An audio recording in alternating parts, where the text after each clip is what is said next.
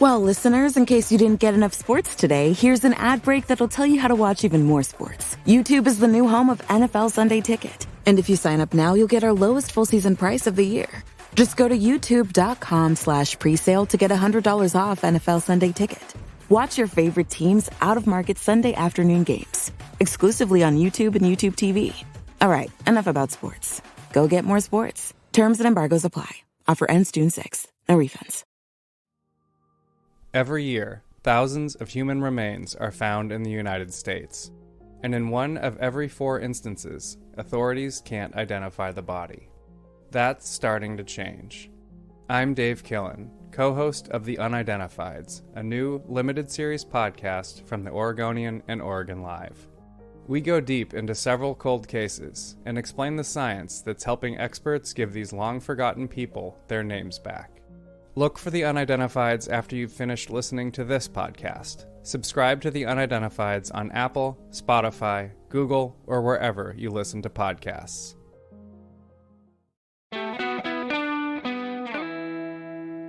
Welcome to the Sports by Northwest podcast featuring myself, Aaron Fentress of the Oregonian, and Brenna Greene of KOIN 6 Sports. We have a lot to talk about today. NFL Draft, Oregon State Spring Game, Oregon Spring Game. Brittney Griner is back in the news. Damian Lillard trade watch is on with all sorts of rumors floating around. We got a G League coming to Portland, G League team coming to Portland. So much, and I'm going to pontificate on my main man, Jerry Springer, later in the show. But first, let me let you know that this podcast, Sports by Northwest, is supported by the Pacific Office Automation 147 coming June 2nd and 3rd to Portland International Raceway. With that, I bring in Brenna. Brenna, how you been? You were at the spring game on Saturday in Corvallis. You're going to be in Eugene tomorrow. You getting enough football in your life here these days? Yeah, I mean, I'm happy. I got a burn at the spring game in Corvallis. You got burned for a touchdown? You played? Oh, no. I got sunburned. Oh, I was going to say, the turf burn? Tackling somebody? What are you talking about? You got sunburned. Okay. That would be a lot more entertaining. That'd be a great story. Is that the first recorded sunburn this year in that is Oregon? It might be. Yes. So I think that officially means we're in spring. That is the official barometer. When did you get burned? So yeah. Anyways, tell me you're from the Pacific Northwest and haven't seen the sun in months without telling me you're from the Pacific Northwest. So I will be sunscreening up for this next spring game iteration come Saturday. You were caught off guard then. You weren't ready. Yeah, it wasn't supposed to be that sunny. It was beautiful. I wasn't complaining, you know. I'm fine with it. I'll take a little burn for that, okay? Let's get it. Well, I went from last week going to a couple, well, actually for the first month and a half of my son's baseball season, freezing my butt off, watching some of the game from my car, because I do not like the cold, to this week, I'm out there in shorts and a short sleeve shirt and trying to find shade. So yes, things have changed for the better. Everybody in Portland's seasonal depression is officially lifted. So congratulations to all. We've done it. We've made it through. Go frolic in the sun. All right, let's touch on this real quick. NFL draft was, the first round of the draft was Thursday night. Christian Gonzalez, corner from Oregon/Colorado. I include Colorado because that's where he was recruited and developed for 3 years, then jumped on the Oregon bandwagon. More power to him. But anyway, he ended up, quote-unquote, falling to 17. I say quote-unquote falling because people say he fell because of the mock drafts and projections had him going top 10. Those things are not real. How the NFL views the players, it's what's actually real. So he ends up at 17 to the Patriots. Regardless of how we define falling or not, were you surprised he didn't go top 10? I was a little bit surprised once we got past like 13. Yeah. You know, I like kind of giving some like a room of possibilities, and since a lot of people had him around 10, I think like 3 picks lower makes some sense. But I mean, at least he got drafted and isn't Will Levis. You can always be Will Levis. So, which the Kentucky QB who fell out of the first round. Yeah, and some people had him going number 1. So. Well, there you go. That defines what I'm talking about. Exactly. All the mock draft stuff is just what it is. Yeah. So, for entertainment purposes only. And the Patriots have kind of been downish over the last few years, compared to the normal standards or whatever. But he's going to a solid franchise that is relatively, not marred by drama. So I think that's a win for him. Emmanuel Forbes from Mississippi State went right before him, and then the Seahawks at 5 took Devin Witherspoon, a defensive back. So a couple defensive backs went before Gonzalez, but yeah, he went to a great place. Obviously, Belichick's a great defensive coach. A lot of DBs have had a lot of great success under him, including one Patrick Chung, former Oregon safety who played and won a couple Super Bowls with Belichick. And in that division, man, you got Aaron Rodgers just went there. You got Tua in Miami. When he's healthy, he's pretty good. He's got Tyreek Hill. And, of course, you have Josh Allen in Buffalo. So you definitely need corners in that division. So that is a pretty good landing spot for him. Who else do we think is going to get drafted from the Ducks? I didn't even pay much attention, to be honest. For shame. Sewell. Sewell. He's what, third round maybe? Yeah, I think so. Third round? I think he'll probably go Friday night. He's the more likely. Is there anyone else? Oh, gosh. I mean, there's a lot of kind of random names that you just don't know if they're going to go or not. Yeah. From Oregon State, Forsyth. Musgrave. Yeah, he could be second or third round, right? Yeah, he's going Friday night for sure. That's amazing considering he missed almost all of last season. I know, it's crazy. Can you imagine how much better they would have been if they would have had him? Oh my goodness! But then again, I guess you need somebody to throw the ball, and that was kind of a point of contention last year for that team. So, which we're going to talk about soon enough. Yeah. But yeah, I mean, there's people like, Alex Forsyth. Mm-hmm. We don't know if he's going to get drafted.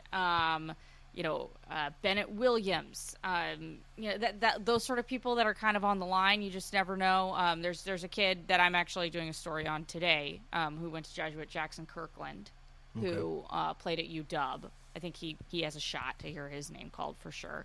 You've got people like Jack Coletto. You don't know if he's there's once you get to those rounds that are past second and third, it gets really murky because teams are really drafting for need, and so you just never know what it is going to be. But yeah, there are a few names out there that we could hear, and I mean, I think we're going to have probably 4-ish guys with local connections probably go on Saturday. So we'll see how it goes. All right. So you were somewhere on Saturday that I wasn't. Yes, yeah. So like I said, let's talk about Oregon State's quarterback position. First of all, Oregon State spring game, number one thing you learn is, once again, that defense is locked and loaded. We're ready to go. Let's get it, baby. Those guys are going to be real good next year. That's exciting to see. And so you have to remember that the quarterbacks are going against a defense that's going to be pretty excellent come next season. With that being said, very, very interesting spring game in terms of that quarterback position. Ben Gulbranson got the start, which I don't know if it's surprising or not. He's the one who knows the system better than GJ. He's been around. That. It kind of makes sense to me. However, you could ask me one play Ben Gulbranson made during that game, and I would say I don't remember. He didn't do anything. He didn't do anything. And then DJ Uyunglele came in after him. DJ did lead a touchdown drive, which Ben did not do. So that's good. But DJ also had a pick that was really, really bad.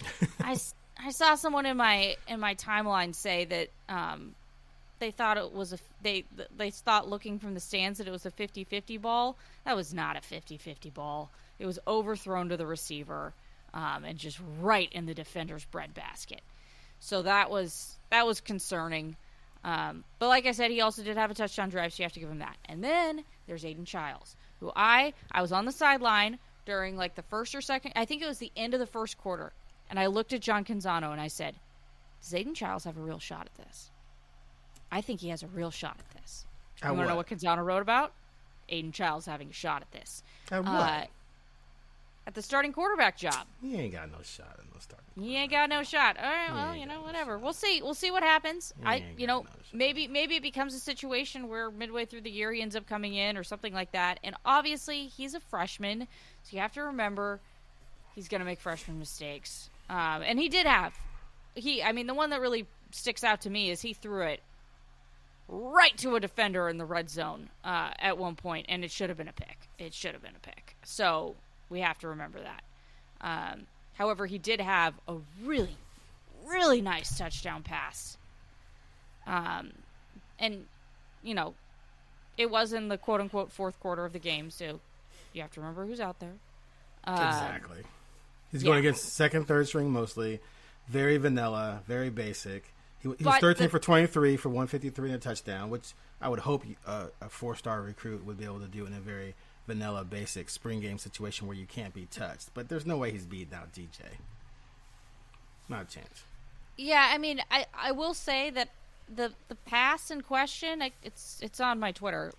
It was well defended and it was well placed. It was really well it was not something where it was like, oh, that receiver just plumb beat that defender and that was, easy or whatever. And it was kind of on the run as well for Aiden. But I can understand, both sides. But I do think that, he looked the most dynamic out of the three quarterbacks. Let's put it that way. I think that's a fair thing to say. So we will see what happens. But that is going to be a really, really interesting quarterback battle because I still think DJ is his confidence got really shook at Clemson. I think that's pretty obvious. And so I think he's still working his way back from that. Yeah, Aaron, you got any Oregon State quarterback thoughts? Tell me. You already told me there's no way Aiden's starting, which I can understand that. Well, it might be a situation where things maybe I've just seen so many spring games in my life where someone did well in the spring game and it meant absolutely nothing, especially late in the spring game, especially with who you're against and who you're going up against, the level of competition and the type of defenses that they're throwing at you. As opposed to being game planned against in a live situation. It's one that you weren't around here for, but when Jeff Locke went 9 for 9 with a couple touchdowns in the spring game following Marcus leaving, and people were like, oh my God, he did a great job. And I basically wrote an article saying, no, he didn't. And he was 9 for 9 for 153 for a couple touchdowns. It's because it was the weakest 9 for 9 you could possibly be.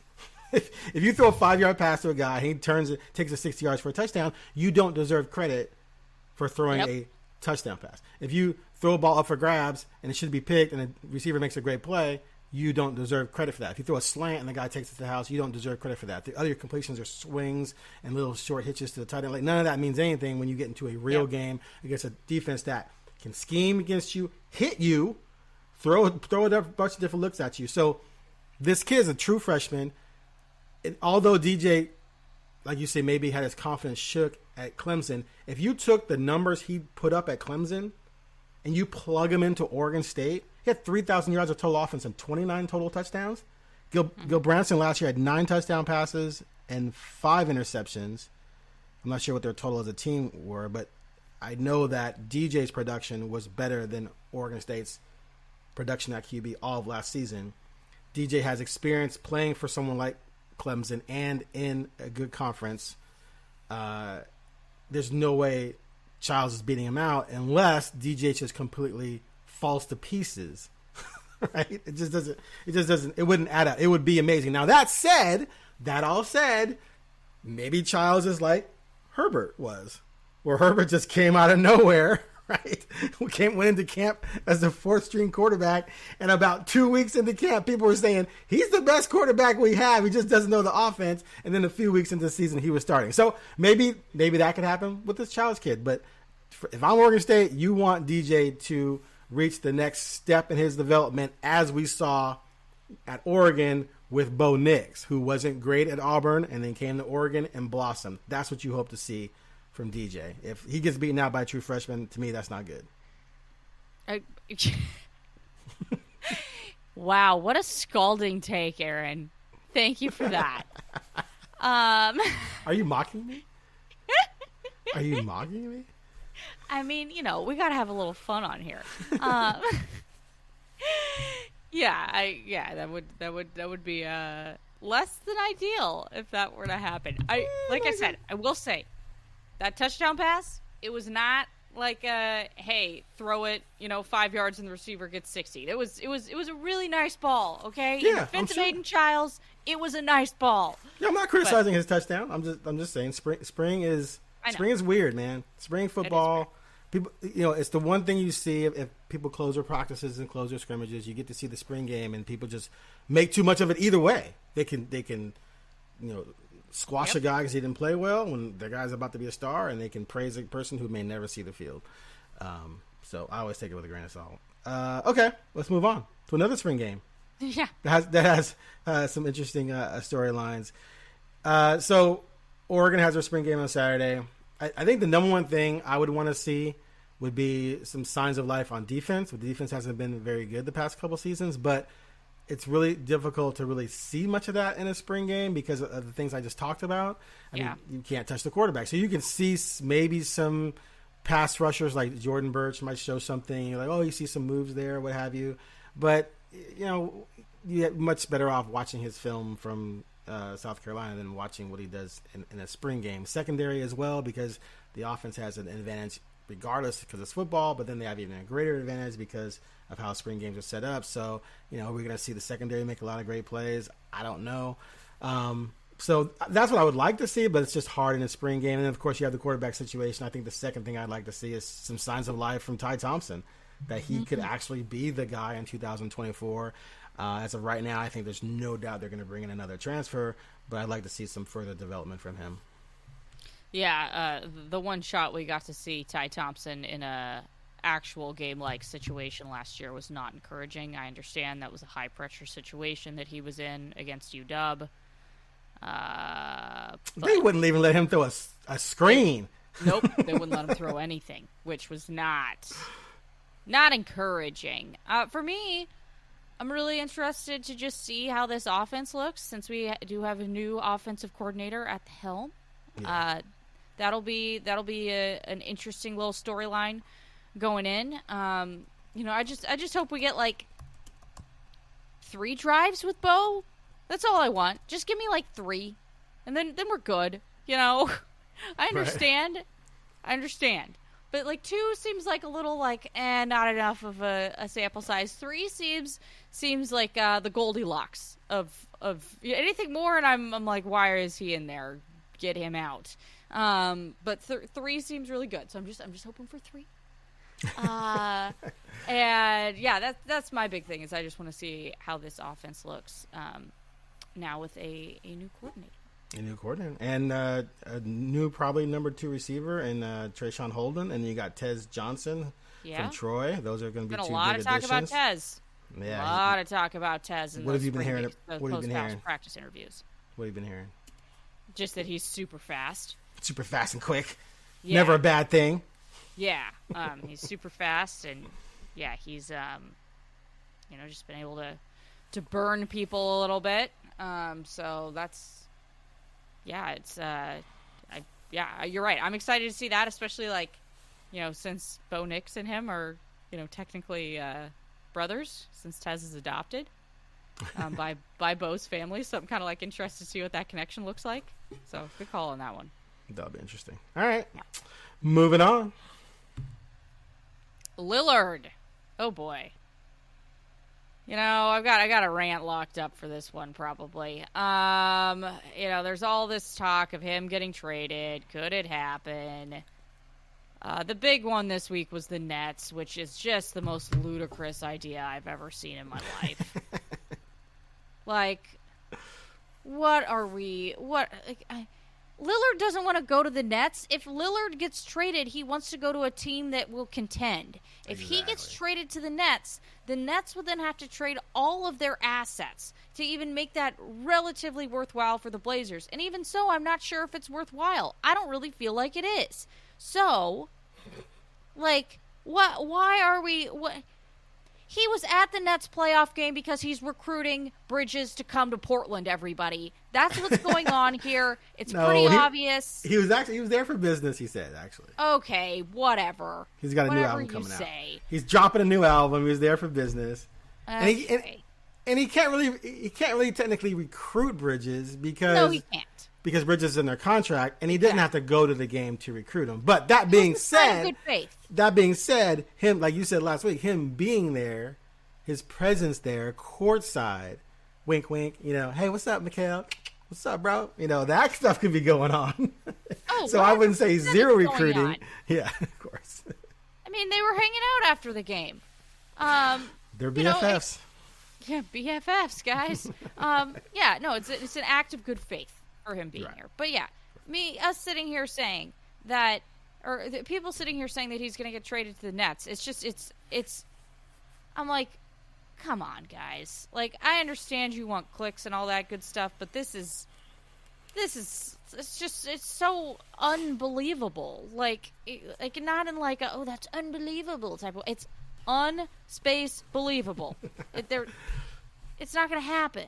So it's a very unlikely landing spot for him, and we're in that era, or in that window now, that time of year where you see these, according to an exec, or according to NBA execs, and so someone talked to two allegedly, these teams might be interested in this person.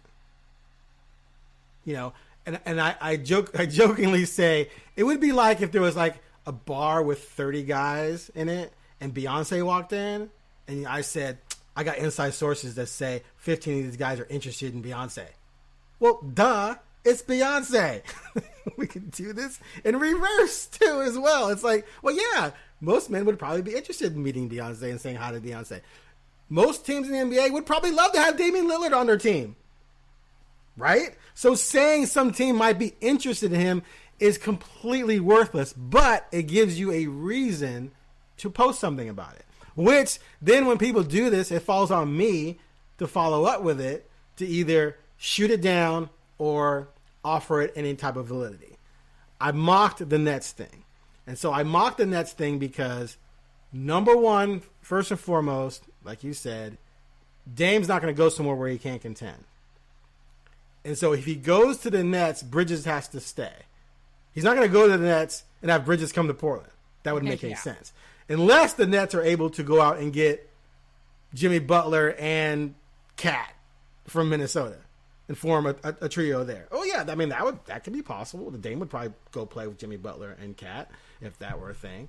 But more than likely they'd have to offer just stuff to match the contract and then a boatload of picks. Someone threw out there could they offer like 6 first-round picks and Cam Johnson or whatever. And some Blazer fans were actually turning that down, but although I don't think it's going to happen because I don't think Dame would want to go there at all, if Dame said send me to the Nets and you can get 6 first-round picks for him, I don't even know if I'd care if I got a young talent, because 6 first-round picks is going to be very valuable moving forward. But I just don't see the Nets as a possibility because, again, he has to contend. Now, Miami, that came up because Brian Windhorst says that he's talked to some execs who say Miami would probably throw their hat in the ring for Lillard, along with 15 other teams. But that makes sense because he could go join Butler and Bam, and now you have a legit trio. And it's a balanced trio. You got point, you got wing, you got big man, money. Now some Blazer fans are like, we have to get Bam back. Well, again, Dame's not going to go to Miami to not play with Bam. That would be dumb. Why would he go to not play with a marquee big man? He can just stay in Portland to do that. No offense to Nurkic, he's good, but not marquee. So if you did that trade, the best young player you can get back is Tyler Hero, and then a bunch of picks. And of course, people say, oh, Tyler Hero's not enough. I just want to put this out there, that Blazer fans be prepared to be disappointed in whatever the Blazers get back, because it's not going to blow your socks off, because the Blazers will not be able to gut another team, because that team has to still remain good when Lillard goes there. Otherwise, Lillard's not going there, and Lillard's going to dictate this very much. It's not going to be Portland can just trade Lillard wherever he wants to go or wherever they want to send him for the best package. It's not going to work that way. Lillard's going to have to want to go there. It's going to have to make sense. So you get Tyler Hero and picks. That might be the best you can do. I don't know if you're going to do better from another team that's going to fit what Lillard wants and maybe have a young player for you and a boatload of picks. So to me, Miami makes sense. Yeah, I mean, I could see Miami for sure. But as we have said, nothing is going to happen until we find out what pick they get in the draft. Yeah, we got the lottery coming up. Then we got, can they move that pick and Sharp and or Ant to get another star in here or two really good players to play with Dame? We got all those steps to go through before we even get to the point where Damian's going to be on the block. But it's the NBA offseason, and player movement fuels the NBA's drama in the offseason. They love it. It is one of the best it is the single best offseason in sports because it has become like a soap. Because of player drama, because player movement can completely tip the scales of the entire league. That's how impactful one marquee star can be, as we've seen with LeBron traveling around the country, winning championships and bringing teammates with him. Everyone's going to be talking about this until it doesn't happen, and I will as well, because Lillard has opened up the door by saying, hey, if we don't make moves, a conversation must be had. That just, to me, gave the green light for everyone to talk about any possible scenario pertaining to Lillard that could possibly exist. And I'm going to do it because it's fun. He has opened up Pandora's box. He has. All right, moving on from that. So if the Blazers do trade Lillard, they obviously would go super young. Grant would be gone. They'd probably try and move Nurk. You'd have just a bunch of kids out there who can't rent hotel rooms on their own. Is it still the 825 or is that a rental car? That's a rental car. That's a rental car. So you'll have a lineup of guys who cannot rent a rental car. That's how young this group will be. But part of that is player development and that responsibility on the team to pull that off. And you're going to have your young stars who are going to be obviously playing a lot, but then you're also going to have your young guys who need extra development. And to help that along, the Blazers are starting a G League team, which will be playing at the Chiles Center in North Portland. I'm expecting you to be there every night, bringing us the highlights so we can talk about them. No? I don't know if I'm going to be there every night. Okay. Every night seems a little ambitious. We'll see what happens. You spend a lot of time there anyway, covering UP. You know your way around. Yeah. No, that is very true. I got that. I got the Chiles Center on lock, baby. For the record, the reason why I'm there a lot is because we have some of their games on our airwaves and I sideline. So there you go. Mm-hmm. That is why I am there. Now, I guess I'm thrilled the Blazers are finally doing this. I mean, I started the feature I did on it by saying, better late than never. It's a phrase that applies to a lot of things, and it definitely applies to the Blazers in a G League franchise. Because, man, I mean, we know why it hasn't been here before. Neil Olshey was not interested in investing in something like that, and that was pretty well documented and on the record. So, yeah, but they finally have one. They are now, going into this season, they were one of two teams in the entire NBA that did not have a G League affiliate. So that is done. Phoenix Suns, you are on the clock, gentlemen. Okay, yeah. They probably don't need. They're probably good on developing people right now, considering that roster. Right. I mean, I think this is really good for a lot of different, reasons. I mean, first of all, like, we all saw the flurry of contracts at the end of this season when they were tankathoning. Now you don't have to worry about that as much. You can just bring players up that are already in your system. That's right. Hopefully we aren't tankathoning again next year. For the love of God, please. But you have that capability of being able to bring guys up, send guys down. The team is going to be in town, which I think is probably a good decision. I covered a G League team in Reno that was affiliated with the Kings, and I think that became a problem at times. Having to have people, having to have people go back and forth between Reno and Sacramento because there was two-way guys on that team. So I think that it's good that it's here. It's a lot easier, in terms of just travel-wise. And, one of the points that was made by Dwayne when I talked to him was, hey, we were having to send our guys to other G League teams that were affiliated with other teams, and then other teams were getting a look at the guys on our roster, getting like an in-depth look. And that's just not good business. Like, that's not. That's a great point. That's very that's not advantageous to us whatsoever. Right. So there's a lot of really good things about this. He was also saying not only is this going to be an experiment on we're going to experiment with players and stuff like that and give players more opportunities to get playing time, but also it's a good experiment in terms of our staff.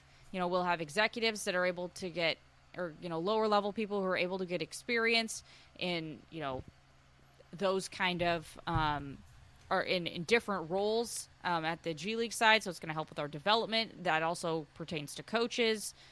And we're going to, test some business stuff with the team to see if it works on that side, and then maybe bring it to the Blazers if it does work. The broadcast is going to be pretty experimental. So I'm excited to see what they do. And, I think that they're looking at it kind of as like an incubator for a lot of different things, which I think is cool. So.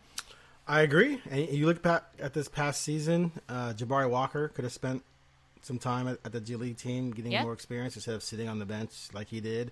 There could have been stretches where they sent Shaden over to play, not for like a week or two, but if they have a few days off and there's a game in town and Shaden's only playing 10 and 12 minutes a game, he can go over there and drop 50 on somebody in the G League. Next year, I don't think he'd play in the G League next year, but you got Summer League coming up, the Summer League team, you get a look at some young guys, and some of those guys will end up in Portland on that G League team, so there'll be some player familiarity that's grown in the summer that then transfers over into the fall and winter. So I think it could be a pretty good thing. What do you think the team will do attendance wise? I don't know. I mean, I know that tickets are going to be like $25 or less, so that's a good reasonable price point for people. Mm-hmm. I mean, I have a poor barometer because Reno was such a mess as a G League team that it was kind of like the joke of the town in a way. So like nobody went to their games. Like it was not a thing really, because people were like, "Oh yeah, we have a G League team." So that was on them for having poor marketing to begin with. Well, we'll see what happens. I do think the Child Center is a good venue for them. It's not perfect. Too big, not too small. It's cozy. So I'm sure UP is thrilled to have more stuff going on in that building. So I don't know. That's a really tough question for me. I spit out 2,500 average. I think that makes sense. I was going to say around 3. Yeah. Around 3. There's some teams I think that get over 3 per game. Those teams probably don't play in major cities. Right. So I could be going under. I don't know. It'll be interesting to see. And it depends on who's on the team. If like I said, Jabari's down there playing. If Jabari and Shaden were playing, or Trendon Watford were playing, or even maybe a Keon or someone like that were down there, then that could definitely draw extra interest. But I'm going to go with 2,500, like right in the middle. I'm going to play the Price is Right strategy. Okay. All right. We'll see what happens. We will see. Okay. Brittney Griner speaking on Thursday. We just wanted to touch on that a little bit about how, obviously WNBA players go abroad to make extra money because they do not make enough with their salaries right now. You wonder how that could change, when it could change. For me, it's like, well, they probably need a longer season for that to change, truly. Because, you look at the NBA, their season is obviously much longer than the WNBA season. Right. So then you have to figure that out and how long that goes, and can the league support that? And to be completely frank, their commissioner has been extremely cautious on anything expansion related. Extremely. Right. Almost to the point where, not almost. People are frustrated with Kathy, okay? People are frustrated. That's... Every once in a while, I'll have. She said here in Portland, back in like February, that the league was probably not going to expand in 2024, and oh boy, my mentions were a party. Yeah, ooh, people not happy. So, yeah. I mean, what do you think? Do you think her story could help grow the league at all? Brittney's story? I think there's going to be some extra interest in the WNBA this season because of her. I think her situation in Russia definitely drew some different eyeballs. Unfortunately, a lot of negative idiots out there. I was just appalled at how many people were like, let her rot in prison. She broke laws in another country. How do you grow up thinking you want someone to rot in a Russian prison because they had a little bit of flaxseed oil? Is that what it was? It wasn't like she was running around with like a Cheech and Chong load of weed. I think the whole thing's just bizarre to me, but screw them. I think there's still a lot of people out there who have a conscience and a heart who are going to be interested to see what she does. Like it's one of those stories that transcends the sport because it was such an international story. It was such a big deal. She is such a good player. I think people will tune in initially to see how she does. The main thing I'm looking at, though, is this Clark-Reese rivalry. Mm-hmm. Because they're both back next year. If I'm the WNBA, I am just hoping. I'm talking to the NCAA before the tournament. I'm saying, can we get them matched up at least in the Final Four? Obviously, you can't orchestrate something like that, without fixing games. But you can at least create a situation where they could play. Because it was so volatile. There were people who did not care about women's college basketball or even college basketball at all who were tuning in to watch Clark because she was already a transcendent player. And then you have this rivalry with this other woman who's trashing her after the game, and she went over the top. I get it, but people's reactions, I think, were a little wild. But that's the kind of thing that gets people who otherwise wouldn't be interested. It's along the lines of boxing. When boxers start trashing each other, right? It's like they never had beef before, but now a contract is signed, and all of a sudden they're talking trash about each other. Well, why? It's to drum up interest into the fight. If we go back way before you were born to the early 80s, the NBA, the playoffs were played on TV on tape delay. They were played normal time, but the games were tape delayed if you wanted to watch it during the week. I remember trying to stay up till 11:30 at night to watch the playoff game and not know what the score was. And this was into the conference finals. And this was early Bird Magic era.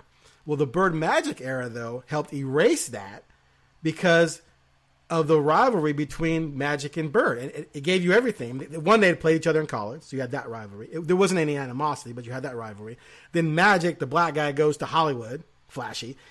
Bird, the hick from French Lick, goes to Boston, blue collar, right? And so you had the racial overtones and undertones, plus the complete contrast in cities of LA to Boston. And then they waged these wars where one team was flashy, the other team was like brutal, and they were crashing and fouling extra hard against the flashy team. And that's how they basically won the first time they played. And then they played again and again. That rivalry set the NBA off because then came Jordan, then came the cable contracts.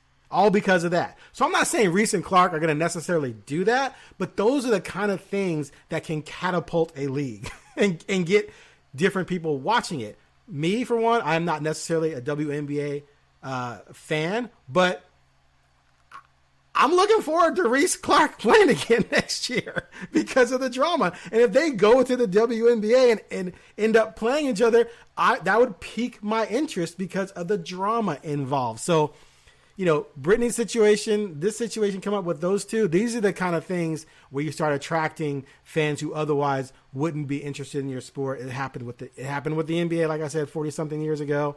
It could happen again. Who knows? We'll see. But yeah, I think that those two storylines working together could help the WNBA. It's too bad for the WNBA that Clark and Reese can't play this year. I know. Yeah. Well, I didn't really tell you how much I knew. I didn't know that they both had eligibility left. I thought maybe they were going to be coming out right away. But yes, they have to stay because in WNBA you have to play 3, right? I think it has to do with your age. Actually, I've tried. But the age usually lines up with 3, doesn't it? Just like the NBA had the 1. Is it different? I don't know. Regardless, they're both back. Yeah. Yeah, they're both back. I need to look this up again because, like, okay, Cameron Brink, for example, she was a junior this year. but she couldn't declare for the WNBA draft. Okay. So I do think it has to do with your age versus your. That's weak. It should be years. It is weak. Or it should be one or the other. If you're still under the quote unquote age, but you've played 3 years of college basketball, you should be able to come out. Yeah. I think that I don't know. Maybe it shouldn't be changed. Maybe the rules shouldn't be changed for the college level because it helps build into the WNBA then, instead of like the one and done rule, which really doesn't do much in terms of hyping players that are going to be big time going into the NBA. So maybe it's a good thing, but yeah, the rules kind of, I think it's funky. Yes. I wish, but I do kind of wish that they were able to play this year because you never know what's going to happen next year. Maybe one of them gets this, tears their ACL and then you don't get that rivalry. And hey, I'm just being a realist here. And then you don't have that building into the WNBA season. So, but give me all the trash talking. I mean, there's obviously a line, but give me all the trash talking. Like, oh, yes. I love it. And you know what? There's not enough of it in the men's game right now. So if the ladies want to pick up the slack, let's go. I would love to see a Q rating score on Clark and Reese because I'm willing to bet that they'd, based on what went down, they'd be 2 of the highest ever coming out of women's college basketball. That doesn't make them the best players ever. I'm just saying that more people were interested in that because of the drama of it all, who otherwise wouldn't have cared, regardless of how good they were. So, yeah, and that stuff helps. It just does. It just does. It's been proven in all sports. It just helps. So, we'll see. Like I'm looking forward to watching those two go at it again, just for the drama. All right. Sad week in the entertainment world. Legendary, groundbreaking talk show host Jerry Springer passed away, age of 79. Now, many people may associate Jerry with trash TV, and they would be right, because his show was largely trash. But it was must-see trash for at least a little bit there. So back in the day, I covered city and county government in Washington County, Beaverton, Hillsborough, and Washington County. Hated it, but did it for 2 years. And my apartment was within about a 6-minute drive of the West Bureau office. So I would time my lunch hour with Jerry Springer. I would go get lunch, drive to my apartment, and watch Jerry Springer. I'm pretty sure it was on at noon. And I would record it anyway in case I got there late or I had something I actually had to do, like for work. Like there was some kind of drama going on at the Hillsborough City Hall. So I could watch it later. But I would sit there with my lunch and I would watch Jerry Springer. I think I did that for I think it was like the entire summer of 99 or something. I remember being sunny a lot. And it was like maybe 4 months straight or something like that where I did this. Where probably at least 3 times a week I went home for lunch and watched Jerry Springer. And I could not take my eyes off of it. And part of me was watching it because I was like trying to figure out how much of this was real, how much of it was fake or staged, or like what exactly was going on. And this was back before it was super easy to look that stuff up. I mean, the internet was around, but it just wasn't, as robust as it is now where you can easily look things like that up. But yeah, it was just, I was hooked. And I'm not ashamed to say it. I think we all have our guilty pleasures in our life. But it was just, they were just so dumb. And I used to always think, why would you go on TV and like air this stuff out? So it had to have been staged. I mean, they had to have known the storyline ahead of time or they wouldn't have booked them. And so then is the other person really surprised at what they're learning from their significant, I don't know. I didn't care. I watched it with great glee for a few months there. And then I matured enough to not watch it at lunchtime and just watch it later. And then I matured enough to where I was over it. But it took a while. Can we just go back to the fact that if you were watching this in the summer of 1999, that means you were putting in the effort to record it on VHS tapes? Well, that's okay. You say put in the effort. That's all we had. That's all we knew. I know. So it wasn't a much effort to hit record. I know. Well, did you have to? Okay, wait. Okay. Did you have a situation where you were able to record it if you were not there? Oh, you could time. Yeah. Yeah. You could time record on VHS. Yeah. Yeah, they had time recording. Dang, this wasn't the Flintstones. This wasn't the Flintstones, Brenna. We had timers and things like that we could record with. Look at you. You're like, you guys can record in advance. You can set a timer on a VHS. Oh, that's amazing. Hey, I just had to ask the questions. Always ask the questions, okay? That's what a good reporter does. But yes, I could time it to record it. 11:55 to 12:05 in case it spilled over or started early or something. But here's one thing that tripped me out about Jerry Springer. Is that he would have this completely trash show, right? It would just be like awful in terms of just how humans were treating each other. And then at the end, he would give his little speech. And they were always so eloquent. And he stated them with sincerity about how to treat people with respect and love in your relationships. And sometimes this happens, sometimes that happens, but be better to each other. Like, it was almost like he was saying everything you just saw was horrible. I don't condone any of it. I'm making money off of it, but let me just remind you, this is how you should treat people. And he would come up with 5 of these a week, and they were all pretty good. So I always gave him credit for that. Yeah, see, I didn't know about that. Did you ever watch the show? No. Oh, okay. No, I was too young. My mother would have been horrified. Yeah, you were a child. Horrified if she walked in and I was watching Jerry Springer. Because, yeah, like 1999, I would have been like 7. So that was a little... You've been like, Mommy, why is the woman dating her boyfriend's dad and uncle? And then the grandfather's there, too. Yeah. Yeah. So, like, Get away from that TV. Put it on Sesame Street. Flashes as you were, like, going through, the 60 channels or whatever. But, yeah, no, that was... it was a little bit... I was a little young for that at that time, but it's a shame. I mean, we all have our trash TV that we have loved throughout our lives, so yeah. I cannot judge because obviously there are things that I probably have loved as growing up where you're like, that's awful, and I'm Such like, as? I love it. Such I don't as? know. I mean, I don't know if it was like that, but like, oh, like The Hills and OC. Oh yeah, That's like, horrible. watched all of that.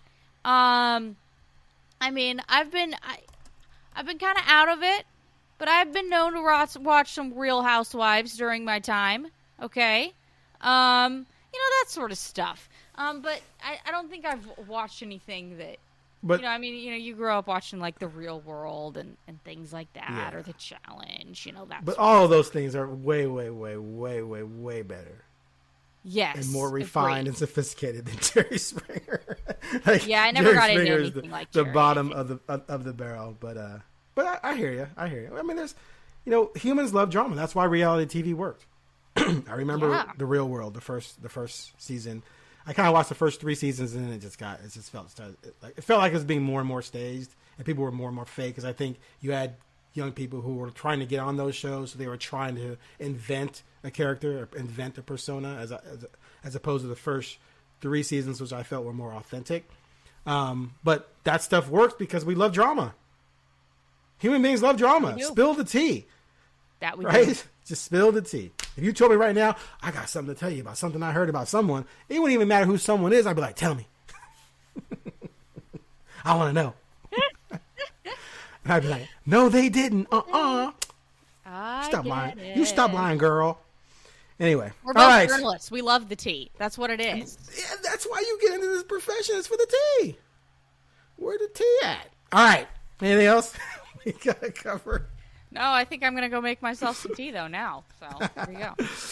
All right. Thanks for listening, to the Sports by Northwest podcast. It is supported by the Pacific Office Automation 147, coming June 2nd and 3rd to Portland International Raceway. Brenna, you have fun at the spring game. I'm about to drive to Seattle for my daughter's final dance competition at the Westin Hotel.